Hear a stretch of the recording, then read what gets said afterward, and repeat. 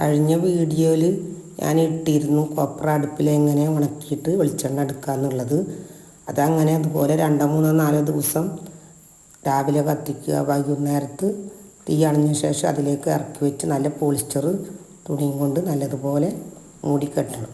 മൂടിക്കെട്ടി വെച്ചാൽ ചൂട് പുറത്ത് പോവാതെ കൊപ്ര നല്ല വേഗം ഉണങ്ങിക്കിട്ടും.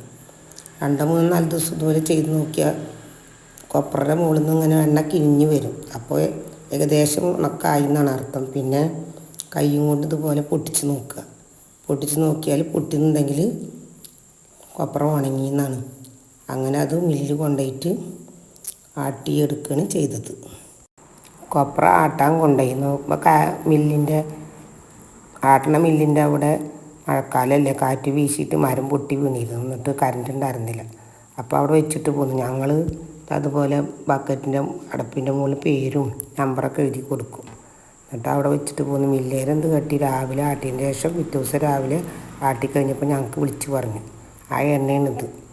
10-60 നാളിൽ ഞാൻ ഉണക്കി ആ വെളിച്ചെണ്ണയാണ് ഇപ്പോൾ ഇത് നല്ലപോലെ ഊറാൻ വെക്കണം. അതൊരു പാടുണ്ടായിരുന്നു. പിറ്റേ ദിവസം ആയപ്പോൾ ഞങ്ങൾക്ക് പാടൊക്കെ മാറിയിരിക്കുന്നു. പിന്നെ അത് നല്ലപോലെ ഊറാൻ വെക്കുക. ഊറാൻ വെച്ചതിന് ശേഷം അതൊരു പാത്രത്തിലേക്ക് ഒഴിച്ചിട്ട് നമ്മൾ തീ കത്തിച്ച് ഇതേപോലെ തന്നെ കൊപ്ര ഉണക്കുന്ന പോലെ തന്നെ നല്ലപോലെ തീ കത്തിച്ച ശേഷം അതിന് തീ കത്തിയ അടുപ്പിൻ്റെ മുകളിൽ വെച്ചിട്ട് 2 മണി കുരുമുളക് മണി ഇട്ടിട്ട് ചൂടാക്കി വെക്കുക. കുരുമുളക് ഇട്ടാൽ കുറച്ച് കാലം കേടുവരാതെ ഇരിക്കുന്ന പറയുക. അങ്ങനെ ചൂടാക്കിയിട്ട് ഒരു പാത്രത്തിൽ ഒഴിച്ച് വെക്കുക. ഇത്ര നല്ല ചൂടാണ്. അതേപോലെ ഇനി അതിന് എണ്ണ അങ്ങനെ പൊങ്ങി വരും. തിളച്ചത് ചൂടായി വരുന്നത്. എന്നിട്ട് എണ്ണക്ക് പൊങ്ങി വന്ന് വേണ്ട ഇറക്കി വെക്കുക. കുരുമുളക് മണി ഇട്ടിട്ടുണ്ടായിരുന്നു. കുരുമുളക് 3-4 കുരുമുളക് ഇടുക. പിന്നെ അടുപ്പെന്ന് പറയാം ടൈലിട്ട കാരണം ചൂടായപ്പോൾ ഒക്കെ പൊട്ടിപ്പൊളിഞ്ഞ് പോയിട്ടുണ്ട്. ഇനിയിപ്പോൾ ആരുമില്ല, ഞാൻ അതിൽ തന്നെ കത്തിക്കും. കാരണം അത്രയും ചൂടുള്ള അടുപ്പല്ലേ. അപ്പോൾ അതിൽ അടുപ്പ് തന്നെ ഉണ്ടാക്കാം.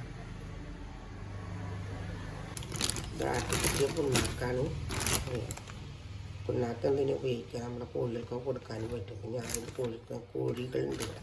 അപ്പോൾ കോഴികൾക്ക് കഞ്ഞിവെള്ളത്തിൽ ഒഴിച്ചിട്ട് അവർക്ക് വെച്ച് കൊടുത്ത് അവർ നല്ല ഇഷ്ടമായി. എന്തായാലും അവർക്ക് ഒരു ഭക്ഷണമായി. ആട്ടി കൊണ്ടുവന്നപ്പോൾ വിചാരിച്ചിരുന്ന കുട്ടികൾക്ക് കുറച്ച് ഉണ്ണിയപ്പം ഉണ്ടാക്കാണ്. അങ്ങനെ നല്ല രാത്രി കുറച്ച് ഉണ്ണിയപ്പം ഉണ്ടാക്കി. അതാണിത്. നല്ല ടേസ്റ്റ് ഉണ്ടായിരുന്നു. പുതിയ വെളിച്ചെണ്ണയിൽ ഉണ്ണിയപ്പം ഉണ്ടാക്കിയപ്പോൾ കുട്ടികളൊക്കെ നല്ല കഴിച്ചു. നല്ല സ്മൂത്തായിട്ട് കിട്ടി ഉണ്ണിയപ്പം.